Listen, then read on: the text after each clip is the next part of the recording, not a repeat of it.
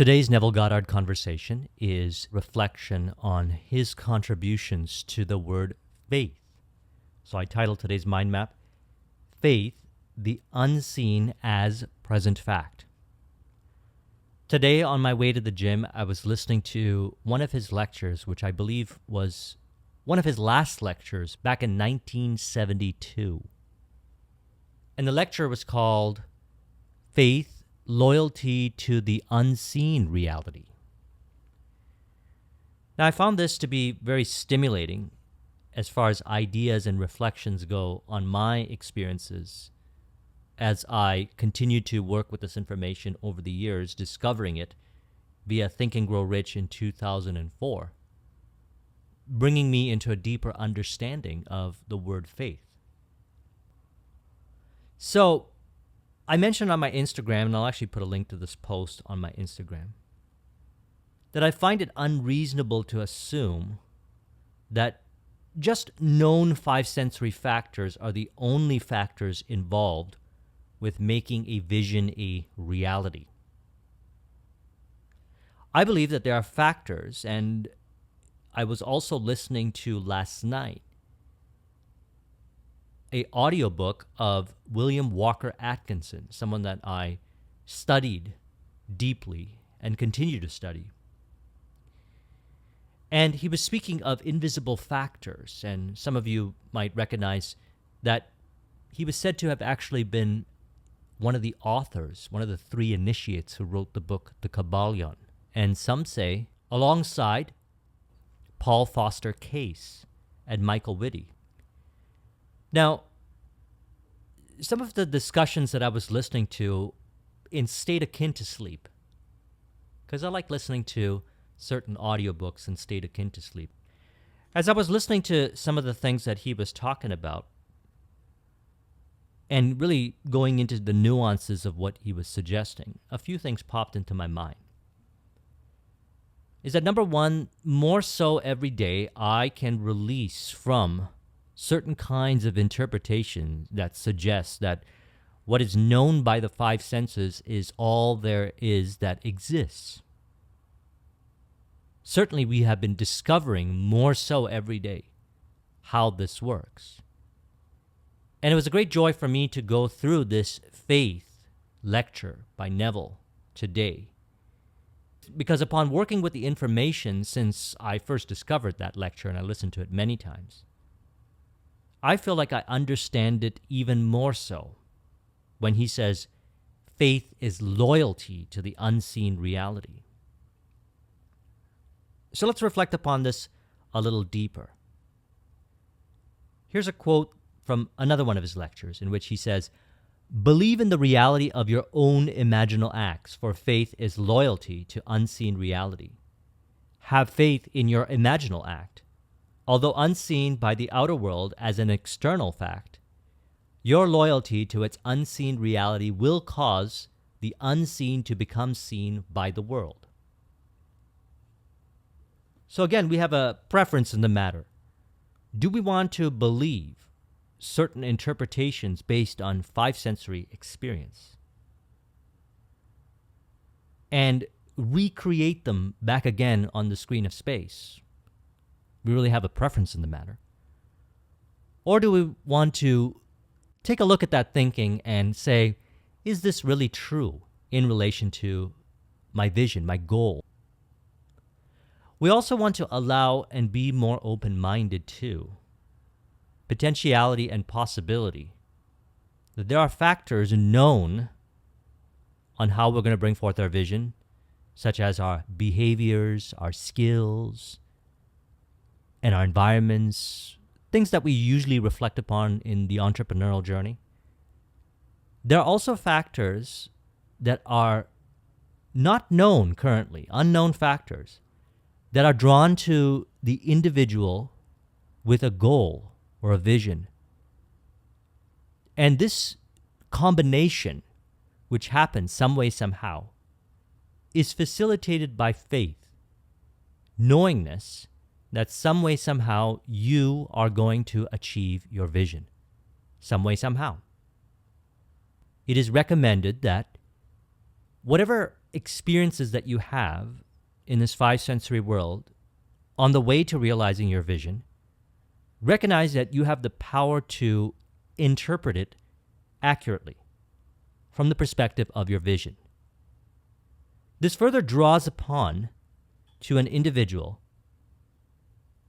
as a result of the allowing of faith, which is knowing that some way, somehow, they will realize their vision, the factors that are known and unknown.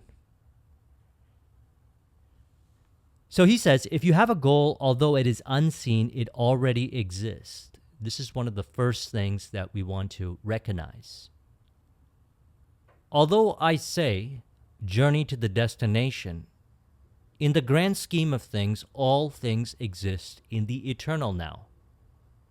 Based on linear thinking, this might seem confusing and conflicting.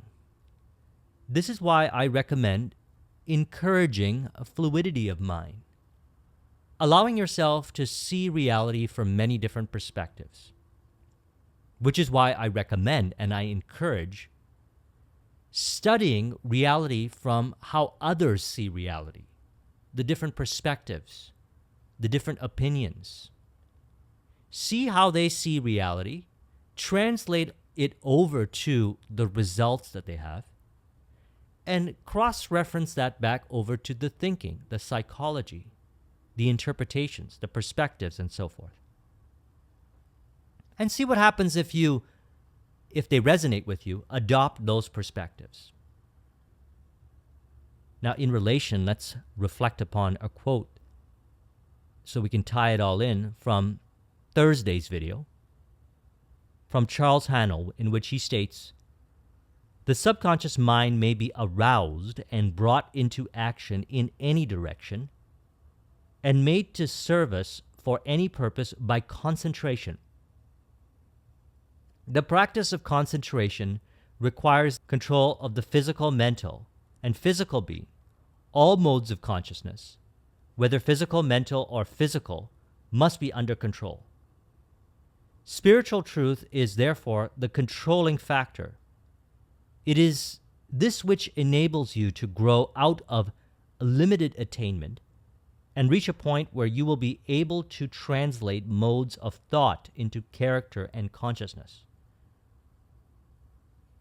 So that's where we tie in the Robert Dilts model here, because we have a vision, returning to the feeling of the wish fulfilled, as Neville Goddard articulates all throughout his discussions. And this is forming the self-image, the identity. Now, the congruence, or lack of, is revealed in our thinking, our values and beliefs, our capabilities, our behaviors, and in our environments. We can see it. We could see the state of mind that we're in.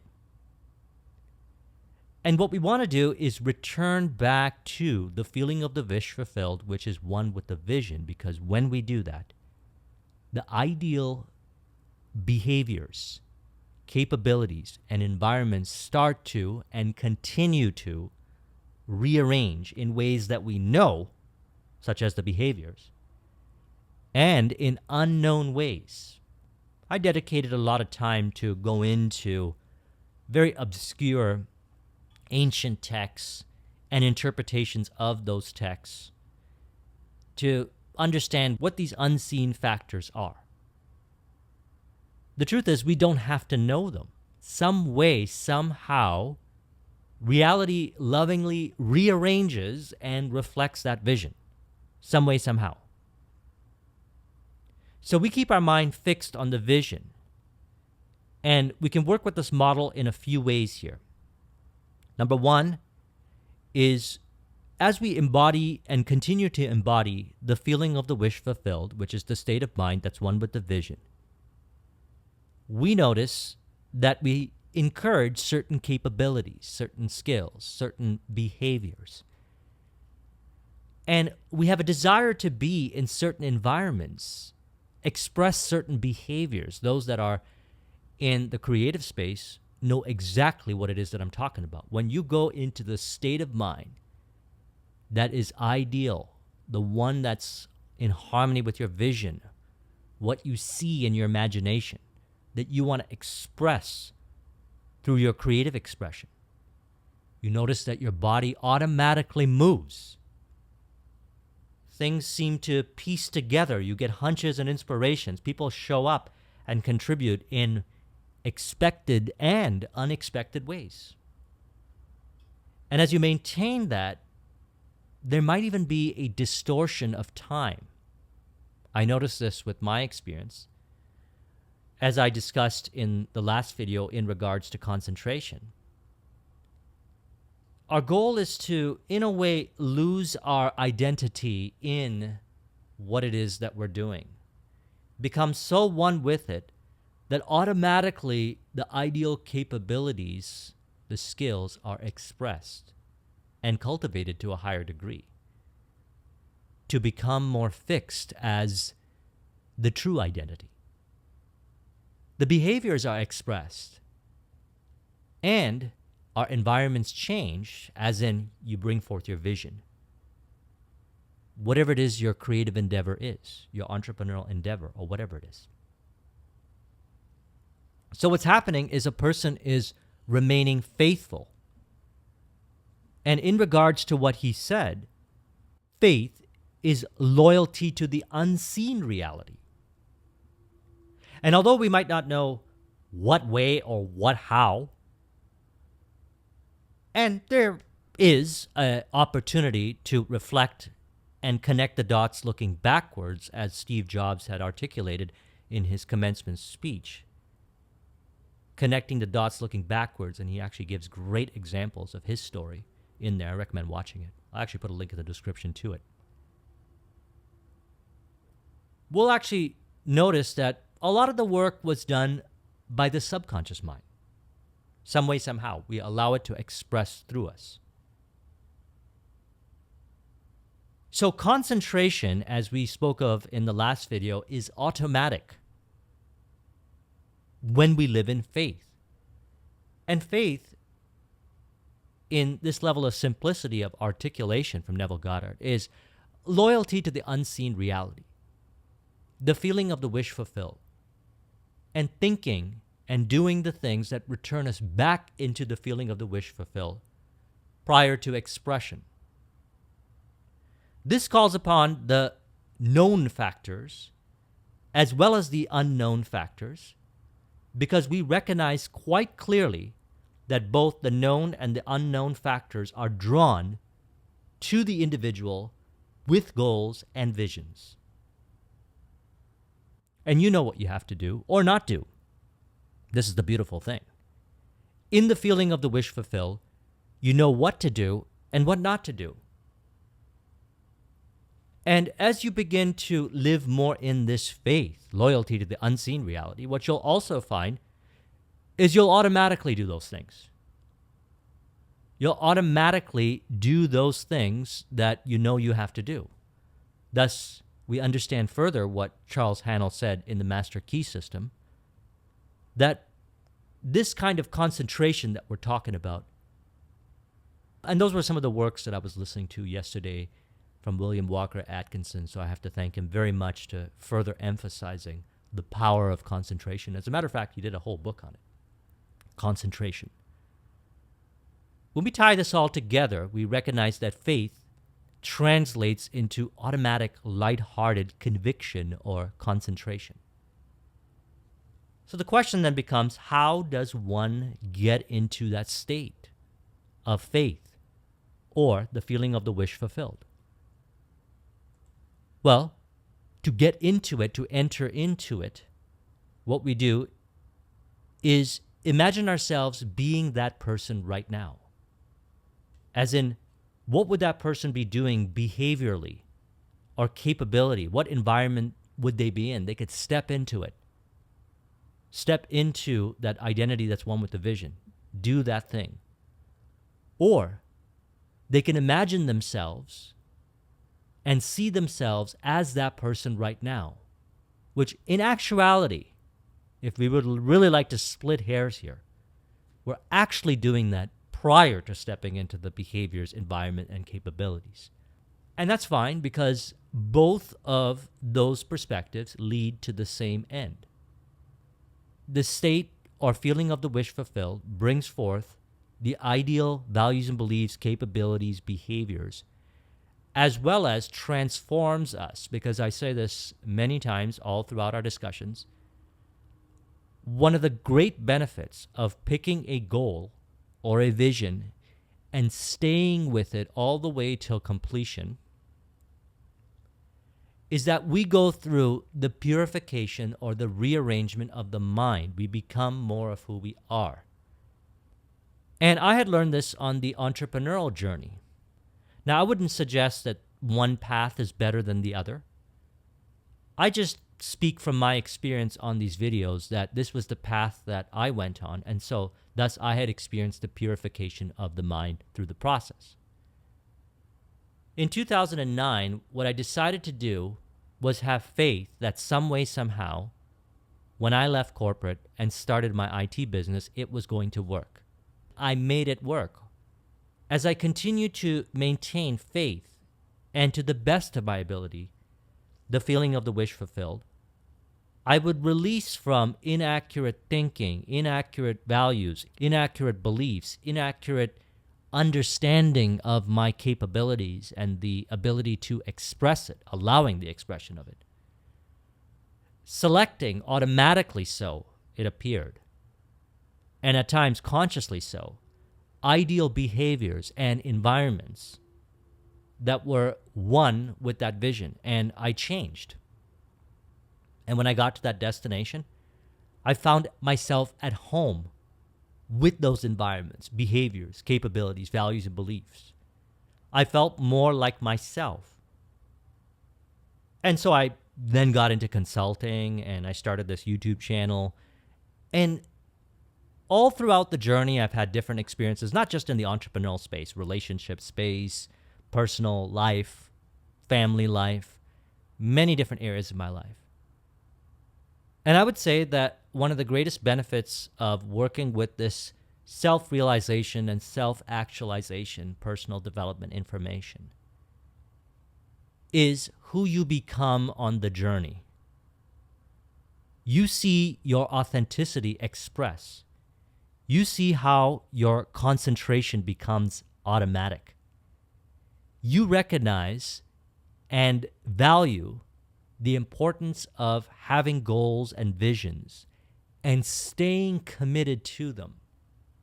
Yes, things can be challenging at times, perhaps even extremely overwhelming, and there could be setbacks. But as we return back to the feeling of the wish fulfilled, the state of mind, go back into the ideal environments, behaviors, capabilities, we transcend past those self-imposed limitations, ideas, interpretations, and perspectives about ourselves that, for whatever the reason may be, we were identifying with. And as a result, we're able to bring forth our vision in ways that we know, and also, or it could be a combination of both, ways that we do not know yet. And we allow it to happen. We don't have to think about those things. Personally, I have an interest in studying the origins of this information, a joy in doing it. We don't have to do it. It's a preference in the matter. If this is about bringing forth a vision or a goal, what we want to do is practice faith. And so we're going to probably have more discussions on this. And with each discussion, discuss it from a different slant, a different angle, a different perspective, so that this information can be in contribution and in harmony to your goals, your vision, and your ability to live in faith, loyalty, knowingness to your vision, and be more in that state of the feeling of the wish fulfilled, so that you could automatically allow the ideal values and beliefs and capabilities, behaviors and environment and other known elements, as well as the unknown factors, to be drawn to you, as we have been discovering all throughout this information, the parallels with this information from the different authors, and even going back to the origins of this information. that the known and the unknown factors favor those that have a vision, a goal, something that they desire to see brought forth. So the rearrangement of mind is occurring as reality is rearranging. That's why we say that that's the journey to the destination. Because when you get there, you have changed. Or more accurately put, you become who you really are. Now let's go ahead and conclude this with an affirmation to instill this. We can say, I recognize the reality of how the unseen reality expresses itself through me via my imaginal act. The outer world and external facts are rearranged to reflect my vision from the perspective of faith. I recognize that all things exist to the spiritual mind. And the mortal eye will start to see it through the rearrangement of the behaviors, the environment, the capabilities, and ways that may be currently unknown. This is the expression of the subconscious mind, which rearranges reality to the direction of my vision, unto and through me, bringing together an automatic concentration and attention on aspects and interpretation of those aspects that are in harmony and in contribution to my vision, thus further multiplying my flow and faith, which is loyalty to my vision, bringing it forth from the perspective of love. If you would like a copy of this mind map, the link is in the description. Thank you very much for watching. I'll talk to you soon. Take care.